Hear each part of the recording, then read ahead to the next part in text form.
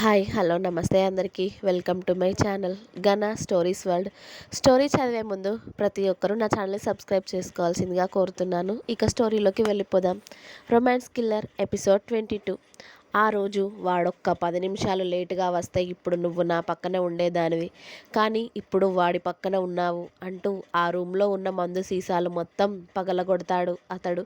నువ్వు నాకు కావాలి సుహా, నువ్వు దక్కడం కోసం నేను ఎంత దూరమైనా వెళ్తాను అని ఆ రూమ్ రీసౌండ్ వచ్చేలా అరుస్తాడు అతడు. ఉదయం సుహా లేచి కిందికి రాగానే గుడ్ మార్నింగ్ అక్క అంటూ తనకు ఎదురు వెళ్ళింది శ్యామ. గుడ్ మార్నింగ్ శ్యామ అంటూ సుహా అందంగా నవ్వింది. పద అక్క టిఫిన్ తిందు గాని, విశ్వని కూడా రానివ్వు శ్యామ, ఇద్దరం కలిసి తింటాం అంది సుహా. ఓ అలాగే అక్క, అయితే నేను అప్పట్లోపు మా బావని కలిసి వస్తాను అని రివ్వున బయటికి పరిగెత్తింది శ్యామ. తనని చూసి నవ్వుకుంది సుహా. భైరవ్ గాడ్స్తో ఏదో మాట్లాడుతూ ఉన్నాడు. అప్పుడే శ్యామ తన వైపు రావడం చూసి వాళ్ళని వెళ్ళిపోమని చెప్పి శ్యామకి ఎదురు వెళ్ళాడు భైరవ్. ఏం చేస్తున్నావు బావా అంది శ్యామ. ఏం లేదే, ఏమైంది ఇలా వచ్చావు అన్నాడు. ఏం లేదు, నిన్ను చూద్దామని వచ్చాను, టిఫిన్ చేయవా నువ్వు అని అంది శ్యామ. ముందు బాయ్ బాబీ తిన్నాక తింటాను, కానీ నీకు ఇక్కడ ఎలా ఉంది అని అడిగాడు భైరవ్. హా, నాకు ఇక్కడ చాలా నచ్చింది బావా, అక్క కూడా నాతో చాలా బాగా మాట్లాడుతుంది అని చెప్పింది శ్యామ. ఓకే, బాబీని జాగ్రత్తగా చూసుకోవే సరేనా, బాబీ అంటే బాయ్కి ప్రాణం, తను బాగుంటే బాయ్ ఆటోమేటిక్గా బాగుంటాడు, ఓకేనా అన్నాడు భైరవ్. అలాగే బావా అంది శ్యామ. సరే నువ్వు లోపలికి వెళ్ళు, నాకు కాస్త పనుంది, నేను తర్వాత వస్తాను అని భైరవ్ బయటికి వెళ్ళాడు. అలాగే అని శ్యామ లోపలికి వచ్చేసరికి సుహా ఇంకా విశ్వ డైనింగ్ టేబుల్ దగ్గర కూర్చొని కనిపించారు. శ్యామ వచ్చేసి సుహాకి ఒక్కదానికే వడ్డించి తినక్క అంది. సుహా విశ్వ ఒకరి మొహాలు ఒకరు చూసుకొని మరి ఇక్కడ నాకెవరు వడ్డిస్తారు అన్నాడు విశ్వ. మీరు నాతో మాట్లాడకండి, మీరంటే నాకు కోపం, నేను మీతో మాట్లాడను అని శ్యామ మొహం పక్కకి తిప్పుకుంది. దేవుడా, వీళ్ళ గొడవ మళ్ళీ మొదలైంది అనుకొని కిల్లర్ నీకు నేను వడ్డిస్తాను కదా, తనతో నీకేంటి అని సుహానే విశ్వాకి వడ్డించింది. ఇద్దరూ తినేశాక అప్పుడే భైరవ్ వచ్చి విశ్వ చెవిలో ఏదో చెప్పాడు. దాంతో విశ్వ ఫేస్ చాలా సీరియస్గా మారిపోయింది. బేబీ అర్జెంట్ వర్క్ ఉందిరా, నేను బయటికి వెళ్తున్నాను అని చెప్పాడు విశ్వ. ఏదో ఇంపార్టెంట్ మ్యాటర్ అయి ఉంటుందని. అలాగే కిల్లర్, జాగ్రత్త అని చెప్పింది సుహా. ఓకే బేబీ, వెళ్ళొస్తా అని విశ్వ భైరవ్ స్పీడ్గా కారులో వెళ్ళిపోయారు. వాళ్ళని అలా చూసి ఇప్పుడు వీళ్ళు ఏ పని మీద అర్జెంటుగా వెళ్తున్నారక్క అని అడిగింది శ్యామ. చెప్పాల్సిందైతే మనకి చెప్తారు కదా శ్యామ, అందుకే నేను విశ్వని ఏమీ అడగను, మనకి చెప్పాల్సిందైతే వాళ్ళే చెప్తారులే అంది సుహా. అందుకని ఏది అడగకుండా అలానే ఉంటావా అక్క నువ్వు, అలా అయితే మనం వాళ్ళకి అలసైపోతాం తెలుసా అంది శ్యామ. నా కిల్లర్ అలాంటి వాడు కాదులే శ్యామ అంది సుహ. కిల్లర్, మీ ఆయనకి తగ్గట్టే పెట్టుకున్నావులే పేరు కిల్లర్ అని సుహ గురించి అడుగుతూ తను సుహ లవ్ స్టోరీ మొత్తం తెలుసుకుంది శ్యామ. అమ్మో, డైరెక్ట్గా చెప్పా పెట్టకుండా వచ్చి తాళి కట్టేశాడా నీకు అని అడిగింది శ్యామ. హా అవును అంది సుహ. మరి నువ్వేమనలేదా అక్క అని అడిగింది శ్యామ. ఎందుకంటాను, కిల్లర్ అంటే నాకు కూడా ఇష్టం కదా, మా ఇద్దరికీ ఇష్టం ఉంది, కానీ బయటపడలేదు అంతే శ్యామ అని చెప్పింది సుహ.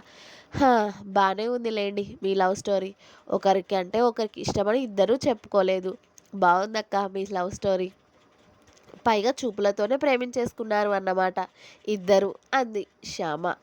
అవును అని తల ఊపింది సుహ.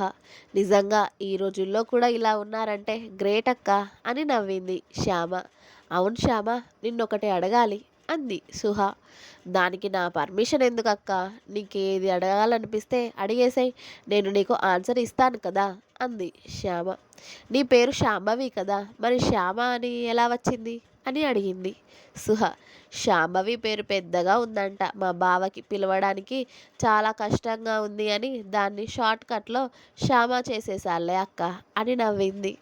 ఓ, మీ బావ పెట్టిన పేరా, బాగున్నాయిలే రెండు పేర్లు అని చెప్పింది సుహ. ఇక్కడ విశ్వ భైరవ్ కలిసి చాలా స్పీడ్గా వాళ్ళ వెపన్స్ లోడ్ వెళ్తున్న వెహికల్ ఉన్న రూట్కి వెళ్ళారు. విశ్వ వెహికల్స్ని చెక్ పోస్ట్ దగ్గర పోలీసులు పట్టుకోవడంతో విశ్వ సీరియస్గా అక్కడికి చేరుకున్నాడు. విశ్వ దిగడమే ఇన్స్పెక్టర్ దగ్గరికి వెళ్ళి, ఏంటి ఇన్స్పెక్టర్, నా వెహికల్స్ని ఆపేంత ధైర్యం వచ్చిందా మీకు అని అడిగాడు. సార్, మీ వెహికల్స్లో అక్రమంగా వెపన్స్తో పాటు డ్రగ్స్ కూడా సప్లై చేస్తున్నట్టు మాకు ఇన్ఫర్మేషన్ వచ్చింది సార్ అన్నాడు ఇన్స్పెక్టర్. బాయ్, ఇది ఆ నోయల్ గాడి పని అని విశ్వ చెవిలో చెప్పాడు భైరవ్. ఓ, అయితే నా వెహికల్స్నే చెక్ చేసేంత దమ్ము మీకు ఉందన్నమాట. అయితే చెక్ చేయండి అని చేతులు కట్టుకొని అలాగే నిలబడ్డాడు విశ్వ.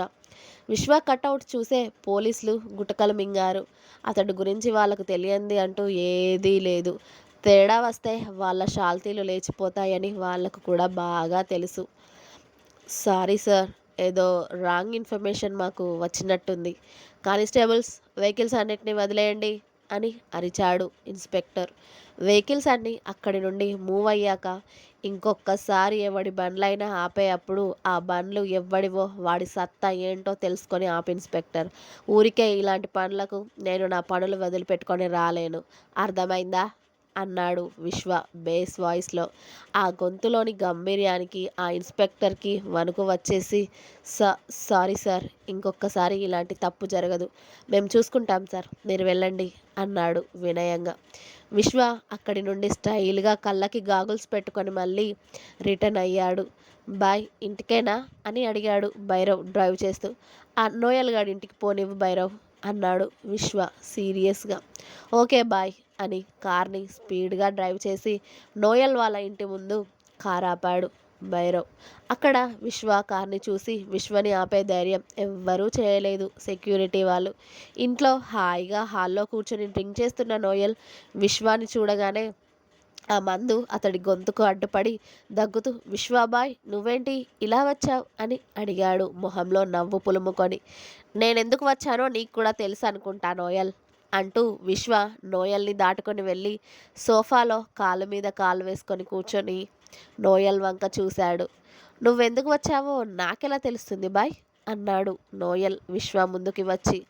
ఆ మాటకి విశ్వ నోయల్ గాడి మోకాళ్ళ మీద ఒక్క తన్ను తన్నాడు. అంతే, వాడు మోకాళ్ళ మీద కూలబడ్డాడు. వాడు మోకాళ్ళ మీద కూర్చోగానే వాడి జుట్టు పట్టుకొని వాడి కళ్ళల్లో కళ్ళు పెట్టి సీరియస్గా చూస్తూ, ఏంది బే, నాతోనే ఆటలా? నువ్వు నా వెనకాల ఎన్ని నక్క వేషాలు వేస్తున్నా నాకు తెలియదు అనుకున్నావా బే? ఈ విశ్వతోనే ఆట మొదలెడతావా? చూస్తావా నా ఆట ఎలా ఉంటుందో? నీ ఒక్కడికే నన్ను ఎదుర్కొనే అంత దమ్ము లేదు అని నాకు తెలుసురా కుక్క. నీ వెనకాల ఉండి నిన్ను ఆడిస్తున్నాడు చూడు, వాడికి చెప్పు, దమ్ముంటే ఈ విశ్వగాడి ముందుకు వచ్చి నాతో ఆడమని. ఇలా పిల్లబచ్చా వేషాలు వేసి నన్ను గెలకొద్దు అని చెప్పు.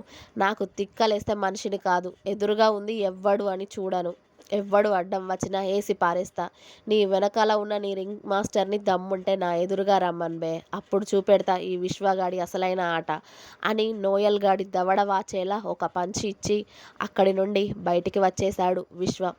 విశ్వ వచ్చిన దగ్గర నుండి అతడి గొంతు విని ఆ నోయల్ చెల్లి అయిన రీనా ఆమె రూమ్ నుండి బయటికి వచ్చి అతడు వచ్చిన దగ్గర నుండి జరిగిందంతా కనురెప్ప కొట్టకుండా చూస్తూ ఉంది. అతడు సింహంలా నడుచుకుంటూ వెళ్ళడం చూసిన రీనా, ఇందుకే విశ్వ నువ్వంటే నాకు పిచ్చి. ఎదుట ఉంది ఎవ్వడైనా సరే నీ కళ్ళల్లో కాస్త భయం కూడా ఉండదు.